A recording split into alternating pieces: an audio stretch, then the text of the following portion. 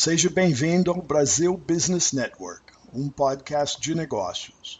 Uma rede de relacionamentos se forma com pessoas que conhecemos todos os dias, seja participando de eventos de negócios, reuniões nas empresas, na escola, na academia, encontros sociais, trabalhando, estudando, no lazer e, enfim, todo lugar e o tempo todo.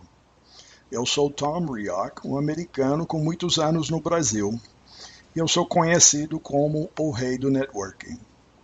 Eu sou palestrante sobre o tema de networking e autor do livro Seja Executivo e Não Executado. No podcast Brasil Business Network, vamos conversar com empresários, empreendedores, líderes de negócio, pessoas que eu conheço pessoalmente ou virtualmente. Desde que eu participo há alguns anos num grupo de empresários executivos que se reúne na ASIC Campinas, que é a Associação Comercial e Industrial de Campinas. E este grupo se chama o Future Advisory Board. E nesse grupo, que tem esse nome, obviamente nós falamos do futuro, ruptura, tendências, inovação, sempre do futuro, pouco do passado. E hoje nós vamos conversar com José Azariti. José também é membro desse grupo, Future Advisory Board. Ele, de fato, é o coordenador do grupo. E é neste encontro que eu conheço ele e por isso ele está aqui conversando com a gente, tá bom? Então, José Azariti, que é mais conhecido como Azariti, obrigado pela participação e bem-vindo. Bom, muito obrigado pelo convite. É um grande prazer estar aqui no seu podcast, uma novidade bastante interessante aí que está sendo apresentada ao mercado. E vamos falar um pouquinho aí sobre as nossas atividades. Estou à sua disposição, agradeço o convite. Legal. Bom, vamos começar. Nesse tempo, na realidade, especificamente, o Future Advisory Board começou em novembro de 2013. E começou com um grupo formado por Luiz Rasquilha. Luiz Rasquilha é, para mim, se eu sou o rei do networking, eu tenho o Luiz como o rei do futuro, né? Que só fala do futuro, fala de tendências, enfim. A origem desse grupo foi aí. Mas o futuro, 5 anos atrás, já é passado. Hoje, o futuro de 5 minutos atrás já é passado. Então, a pergunta é como um empresário ou executivo, né, como a empresa tem que fazer para não se tornar passado no futuro? Bom, o que a gente está observando, Tom, você falou do Luiz Rasquilha, então eu vou fazer uma ponte, né? Normalmente os estudos de futuro, eles são projeções, né? São como se fosse um forecast do tempo, né? Entretanto, as variáveis de mercado, elas seguem muito essas questões de projeções, mas você, dependendo da realidade, da cultura que você tem nas empresas, você pode ter dificuldade de encarar isso com pragmatismo. Então, o que a gente observa, né? A sociedade está em transformação. A minha geração, ela tem aí cerca de 30 anos de experiência no mundo corporativo. Uhum. Quando eu entrei na empresa no mundo corporativo, eu me lembro que eu recebi um kit de entrada na empresa e esse kit tinha um aparelho, um aparato de ter a fita Durex, porque na época não tinha post-it. Eu recebi uma borracha de apagar. Ela tinha 2 lados, né? Ela apagava o lápis, se você escrevesse a lápis, e apagava a caneta. Então, era uma borracha. Então, eu tinha que escrever e eu recebi também um furador de papel e um grampeador. Por quê? Há 30 anos atrás, o meu paradigma de operação era papel. Ou seja, esse kit que eu recebia era para operar papel. Isso eu estou falando da década de 80, era 84, 85, né?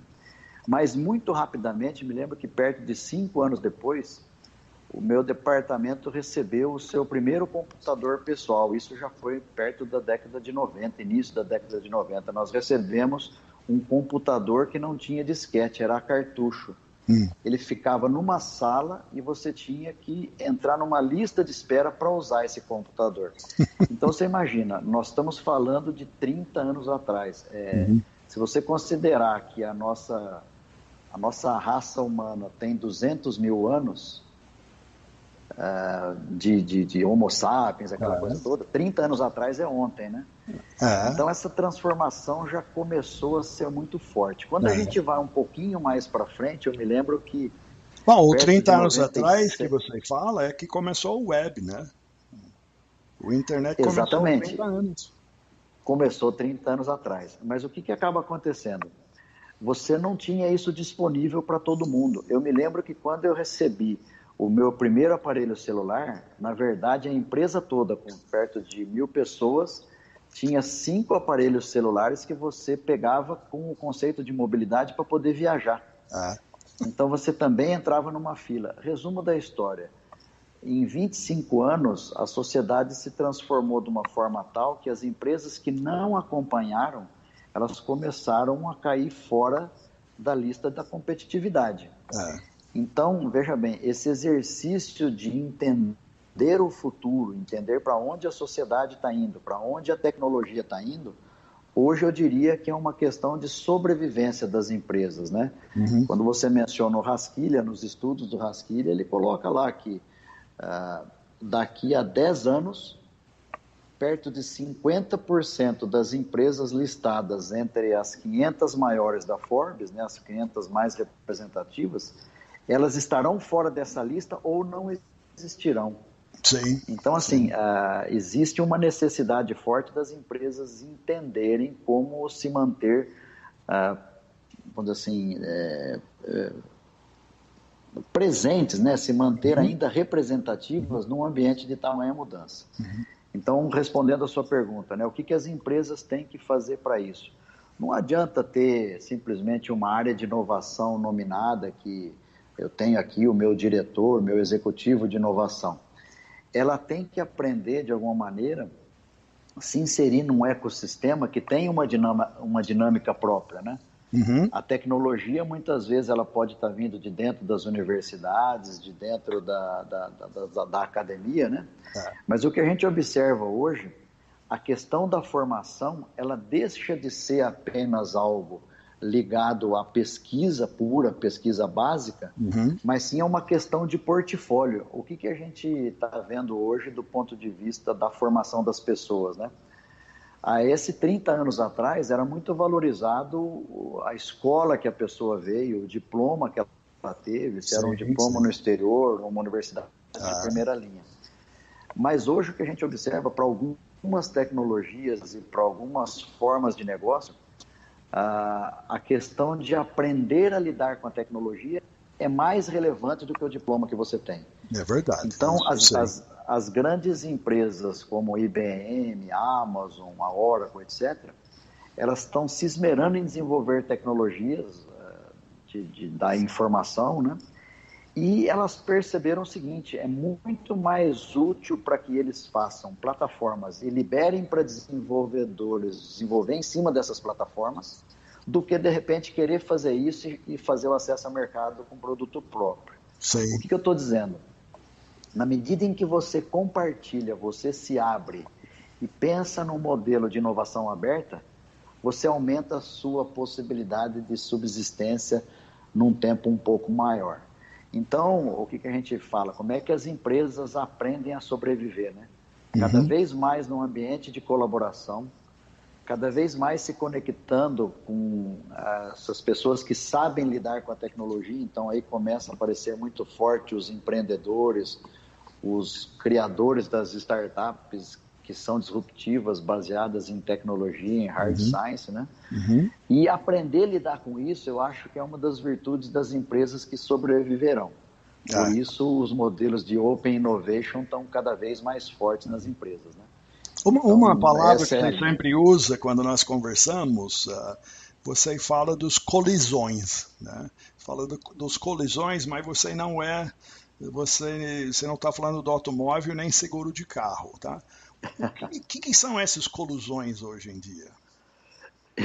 Você usou o termo seguro de carro, eu vou usar colisões no sentido seguro da sobrevivência corporativa e da sua oportunidade de trabalho.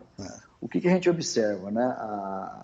A sociedade ela está evoluindo muito rapidamente e tal, e do ponto de vista de negócio, a palavra colaboração tem sido a essência de quem está sobrevivendo. Então, aprender a colaborar é importante. Agora, para colaborar de maneira efetiva, as colisões hoje a gente observa que elas ocorrem não apenas em eventos tradicionais, né? Pessoas que gostam de temas específicos, elas se organizam para discutir esses temas em ambientes ou virtuais ou presenciais, na medida em que você promova colisões entre pessoas interessadas, investidores, pesquisadores, curiosos, enfim. Você criar ambientes propícios para isso, né? Então, por exemplo, no ecossistema de inovação e de empreendedorismo, a gente tem hoje observado, por exemplo, aqui na Venture Hub, né?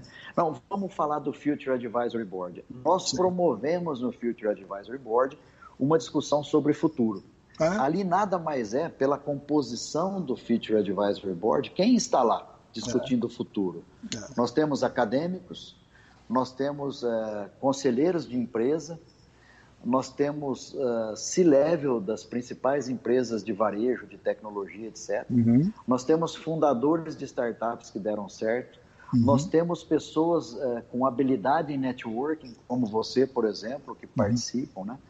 No meu caso, eu sou uma pessoa que, além de atuar fortemente na área de empreendedorismo, eu sou um acadêmico também na linha do ecossistema da economia criativa, né?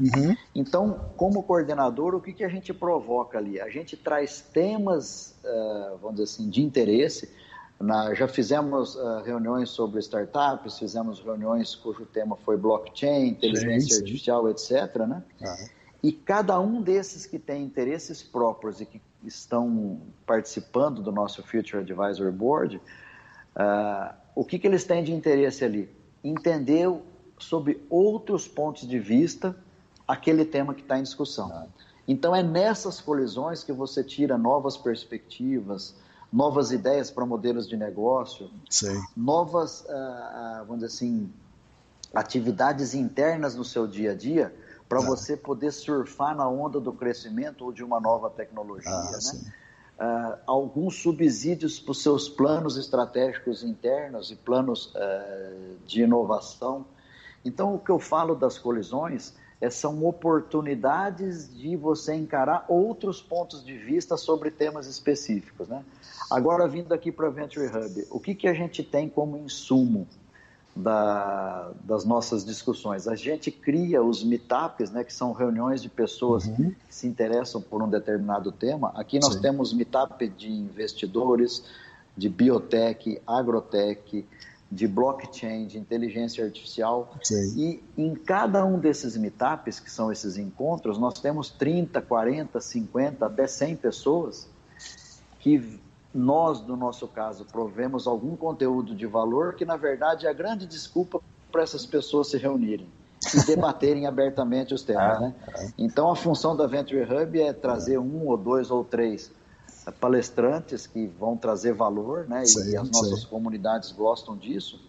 E esses caras falam 30, 40 minutos e depois disso nós temos o quê? A oportunidade de discutirmos o tema sobre 50, 60 pontos de vista diferentes, e aí rapidamente a gente para fazer um networking onde tem o quê? Um coffee break, uma cervejinha e tal, onde aí as pessoas discutem aquilo de uma maneira aberta e promovendo as colisões. Então, nessa hora, com certeza, após esses meetups, esses eventos de colisões, pessoas se conectam para fazer negócio, para discutir pontos de vista, para discutir modelos de desenvolvimento e de inovação aberta, fazem parcerias ou fazem conexões virtuosas de negócio e, acredite, Até namoro já saiu depois desses eventos de colisão, ou seja, você tem o social aliado ao negócio. Sim. E é nessa hora que as pessoas se Bom, abrem mas não é neste mais aberta. ponto que eu vou tocar, porque eu e para nossos ouvintes, eu também sou agora, eu posso me chamar de um participante dentro disso do Venture Hub, que fruto disso que você falou lá do Future Advisory Board, e esta expansão e abertura, com as pessoas falando de ruptura, tendências, e dentro daquele nosso grupo, uma busca de entendimento da juventude, vamos dizer, do ponto de vista de colaborador ou de consumidor, e você falando dessas colisões, eu, por mim, resolvi, foi a melhor forma de colidir, né, é pular na frente do ônibus, né?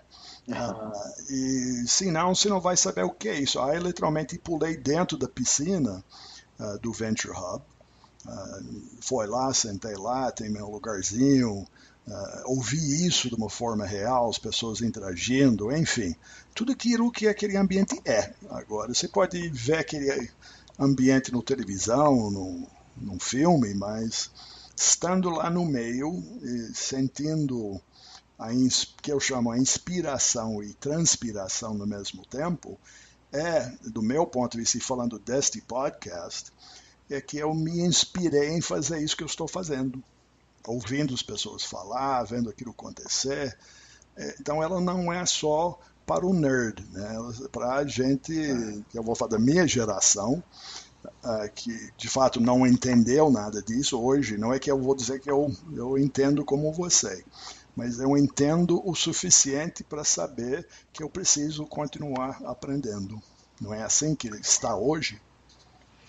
Exatamente, Tom. Inclusive, você está me inspirando para voltar numa pergunta que você fez, como as empresas estão vendo essa questão e como elas podem fazer uso, né? Uhum. O seu exemplo, estando imerso aqui dentro da Venture Hub, no nosso Open Innovation Space, né? É uma experiência que as empresas elas estão tendo que passar por ela para sobreviver. Então, por exemplo, porque eu costumo usar um termo, startup thinking, ou seja, o jeito de pensar da startup. Por quê? Uhum. Uma grande corporação, ela tem processos, ela tem conselhos, ela tem gestores, etc., né? E isso a transforma numa entidade um pouco mais lenta para tomada de decisão, um pouco mais lenta para evoluir nos processos, etc., né? Uhum. E o que acaba acontecendo? Ela estando próxima do mundo das startups, a startup, eu costumo dizer que ela está assim, no seu momento startup, ela está no Vale da Morte. O que significa Vale da Morte? Se ela não tiver senso de urgência para validar, testar, vender, etc., ela vai sucumbir em pouco tempo. Então, ela cria um jeito de gestão, é o que eu chamo de startup thinking, né? Que é o jeito de pensar que ela valida rápido, ela muda de direção muito rápido, ela está ainda à busca de um modelo de negócio, de um mercado específico, de uma oportunidade de valor. Uhum. O que acaba acontecendo? Se uma empresa, uma grande corporação, ela tem os seus processos mais lentos, etc., e começa a conviver com esse jeito da startup pensar e sobreviver, isso de alguma maneira contamina. Então, ela acaba aprendendo um pouco com a startup, esse startup thinking, esse startup way of doing things, né? Ou seja, é o jeito da startup fazer as coisas. Então, quando a gente fala de inovação corporativa, nós não estamos falando apenas da inovação pela tecnologia ou pela ciência pura. Você está passando por um momento, Tom, de inovação corporativa. Você é um elemento que se aproximou do mundo startup e de alguma maneira está sendo contaminado em seus processos por esse jeito de pensar, essa abordagem diferente. E a grande corporação pode ter, no exemplo do Tom, o exemplo de como ela pode acelerar seus processos, mudar o seu mindset e ter um mindset de startup nos seus colaboradores. Então, por exemplo, você se aproximando e tendo oportunidades de fazer colisões da corporação e dos seus colaboradores com as startups, é uma forma de trazer essa cultura e internalizar essa cultura que é mais ágil, né, aí nas modalidades do chamado Lean Startup, do Agile, que são as novas tecnologias de processos, aí, os novos modos de processo das empresas do futuro, as que vão sobreviver. Porque a aquelas realidade que ainda é essa. mantêm... Tudo que você falou, a gente traz para o nível pessoal e sabe como é difícil convencer um indivíduo a se mexer.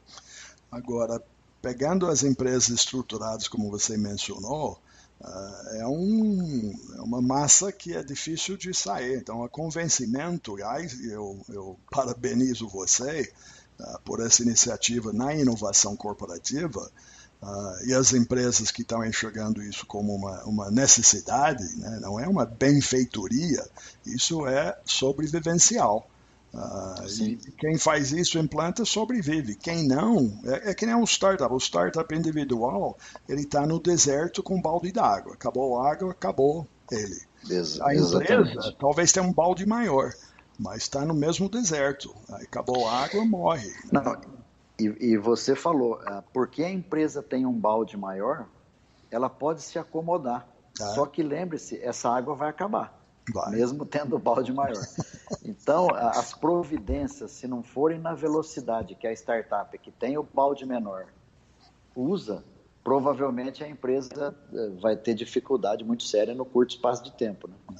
Bom, tem gente estudando e substituir a água. De repente vai estar com um balde d'água, ela não vale nada. Nem a água, nem o balde. Exatamente, é isso mesmo.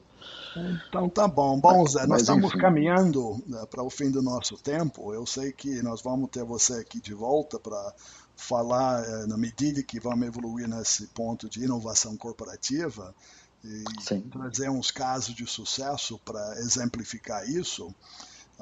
Mas hoje, realmente, a disponibilidade, eu sei que vocês aí no Venture Hub estão turbinadíssimos, né? E muita coisa acontecendo. Mas quero agradecer a participação, quero dizer para você, a melhor forma de te encontrar é pelo site do Venture Hub? Além do site do Venture Hub, pode me seguir aí nas minhas redes sociais, eu sou bastante ativo no Instagram como Zé Azariti, no LinkedIn como Azariti, no Facebook eu tenho minha página pessoal. E quem vê minhas redes sociais deve falar, poxa vida, esse cara só faz coisa de empreendedorismo e faz os seus treinos de corrida. Mas essas são as minhas duas paixões. Não, mas eu queria te dizer, você faz enquanto você corre. Então, eu acho que você já simulou usando dessa inteligência artificial. Tem horas que eu acho que você é um robô, mas mandando como é que chama, o corrido que você fez, altitude, enfim, aí tweetando, saindo do Instagram e todo mundo sabendo. Eu acho que nisto, sim, também você é um modelo a ser seguido, porque esta é a forma de comunicar, essa é a forma de propagar, e a maioria que fala, não, nem celular tem, eu falei, então eu indico um vendedor de caixão, para ver se já morreu. É verdade. Acabou. Então é isso. Mas você realmente é um exemplo. Tudo que você faz, que você monta, atração para Campinas, é louvável e admiro muito, tá? E me inspiro em você, tá? Então, eu acho que outros com certeza também. Tá bom? Eu me sinto muito sensibilizado e agradeço o seu carinho, Tom. Tá bom. Grande prazer estar com você. Obrigado. Então, eu quero agradecer, mas de qualquer jeito, o site do Venture Hub é venturehub.se. Então, é venturehub.se. Então, gostaria também de convidar nossos ouvintes para visitar o site brasilbusinessnetwork.com, onde você pode achar esta entrevista com Azariti e mais informações detalhadas do trajetório profissional dele, bem como um link para o perfil do Azariti no LinkedIn. O programa de hoje é um oferecimento do Focus MI Market Intelligence, e o Focus MI é especialista em pesquisa de mercado no setor agrícola no Brasil. E mais informações no site focusmi.com. É FOCUSMI.com. Então, obrigado pela audiência e até o próximo encontro aqui no Brasil Business Network. Obrigado por entrar no Brasil Business Network com o rei do networking, Tom Rioch.